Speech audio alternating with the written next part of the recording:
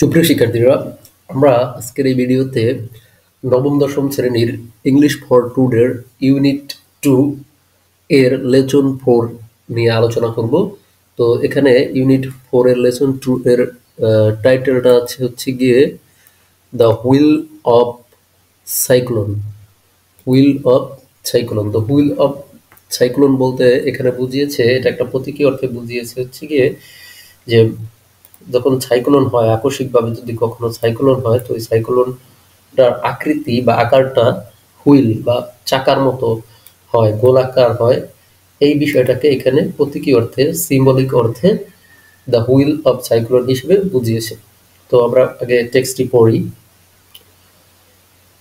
On the afternoon of March 17, 1978, যেটা ছিল 1978 সালের 17 মার্চের একটি ঘটনা।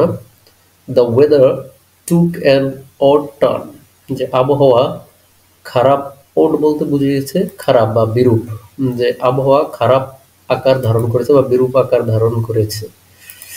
ওড টার্ন মানে হচ্ছে খারাপ আকার বা বিরূপ আকার ধারণ করা।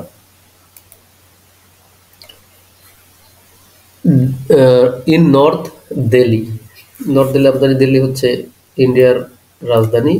তো দিল্লির ইংরেজি বা ইংলিশ প্রোনাউন্সিয়েশনটা হচ্ছে দিল্লি।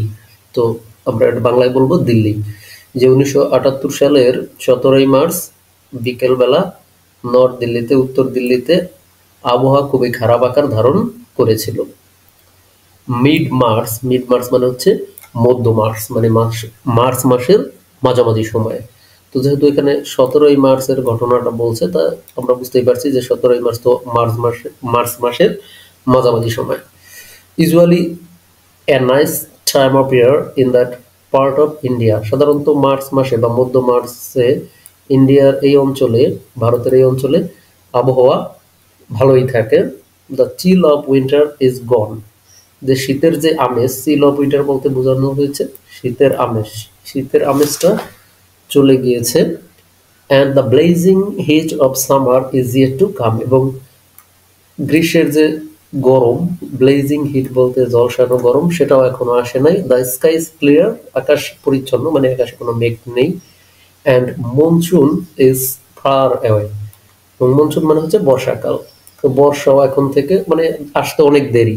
তো দ্যাট মিনস সব মিলিয়ে এই সময়টায় আবহাওয়া ভালো থাকার কথা, ওয়েদার ভালো থাকার কথা। বাট দ্যাট ডে, ওই দিন, ডার্ক ক্লাউডস অ্যাপিয়ার্ড সাডেনলি, হঠাৎ করে কি হলো, একেবারে ঘন কালো, ডার্ক ক্লাউড বলতে আমরা বুঝি ঘন বা কালো মেঘ দেখা গেল হঠাৎ করে। And there were squalls of rain, এবং স্কোয়ালস বলতে আমরা বুঝি চিৎকার, গর্জন, যে বৃষ্টির একটা পূর্বাভাস বা বৃষ্টি আসার পূর্বে মেঘে যে গর্জন করে সেটা শোনা গেল।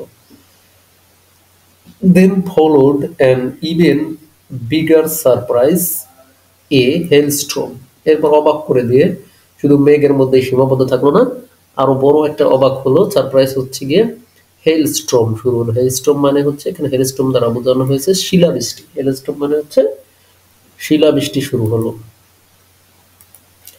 যাই হোক, তারপরে আই ওয়াজ দেন, আই বলতে এখানে লেখককে বোঝানো হয়েছে, যে এই প্যাসেজটা লিখেছে রাইটারকে বোঝানো হয়েছে।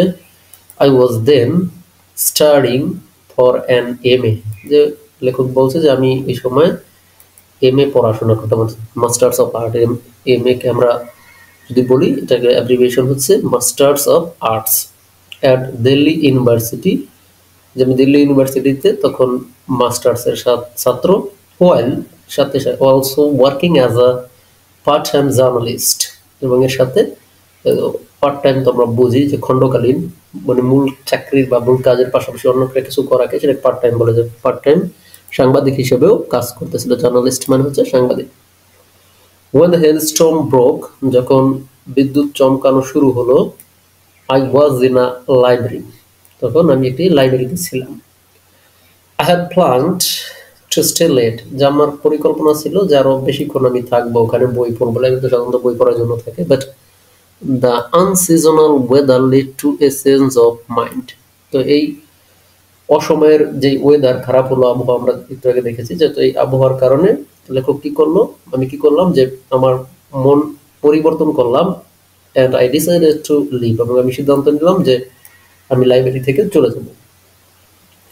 I was on my way back to my room when যখন আমি আমার রুমের দিকে যাচ্ছিলাম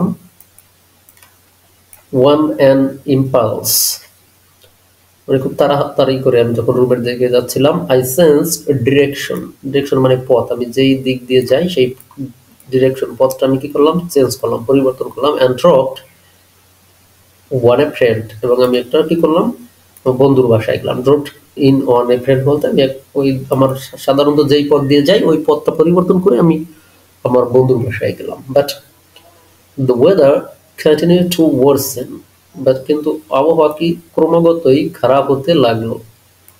as we were chatting যখন আমি এবং আমার বন্ধু গল্প করতেছিলাম, চ্যাটিং মানে গল্প করা, যখন কথা বলতেছিলাম গল্প করতেছিলাম, so after a few minutes কয়েক মিনিট পরে I decided to head straight back by a route that I rarely had occasion to take তো আবহাওয়া খারাপ হচ্ছিল তখন আমি সিদ্ধান্ত নিলাম আমি কি করব সোজা অন্য একটা পথ দিয়ে আমার বাসায় যাওয়ার চিন্তা করলাম, যেটা দিয়ে আমি সাধারণত যাই না ওরকম একটা পথ ধরে বাসায় তাড়াতাড়ি যাওয়ার মানে অর্থাৎ শর্টকাটে তাড়াতাড়ি যাওয়ার জন্য অন্য একটা রুট ধরলাম, পথ ধরলাম। I had just passed a busy intersection called Maurice Nagar যে আমি কি করতেছিলাম যে সময়টা পার হচ্ছিলাম এটা ব্যস্ত মোড়, ইন্টারসেকশন মানে হচ্ছে রাস্তার মোড় এবং এটার নাম হচ্ছে মৌরিস নগর। when I heard আমি তখন শুনতে পেলাম a rumbling sound somewhere above যে উপরে মাথার উপরে উপরের দিকে আমি একটা rumbling sound মানে গর্জন, মেঘের গর্জন বা একটা শব্দ শুনতে পেলাম। glancing over my shoulder আমি আমার ঘাড়ের দিকে তাকালাম। I saw a great tube like extrusion আমি দেখতে পেলাম একটা টিউব আকৃতির সাইকেল বা মোটরসাইকেল বা গাড়িতে টিউব আছে, টিউব আকৃতির একটা কিছু বের হয়ে আসছে। স্টারসন মানে কোনো কিছু নির্বাসিত করা বের হয়ে forming on the under side of the cloud দেখলাম টিউব আকৃতির একটা ধূসর রঙের কিছু একটা মেঘের মধ্যে থেকে বের হয়ে আসছে। It grew rapidly as I watched and then all of a sudden it turned and came whiplashing down to earth heading in my direction আমি যেদিকে যাচ্ছিলাম এবং এটা হঠাৎ করে কি হলো কিসে পরিণত হলো হুইপ লাসিং মানে কষাঘাত, যখন একটার সাথে আর একটা কোনো কিছু ধাক্কা খেলে বা আমরা কাউকে থাপ্পড় দিলে এরকম কষাঘাত থাপ্পড় দিলে যেরকম শব্দ হয় ওরকম শব্দ হয়ে ওটা উপর থেকে নিচের দিকে নেমে আসতেছে। তো স্টুডেন্ট শিক্ষার্থীরা আমরা যেহেতু এই প্যাসেজটা বড় আমরা এই একটা পার্টে একটা ভিডিওতে রাখবো এবং নেক্সট পার্টে দ্বিতীয় পার্টের জন্য আমি আরেকটা ভিডিওতে আলোচনা করব।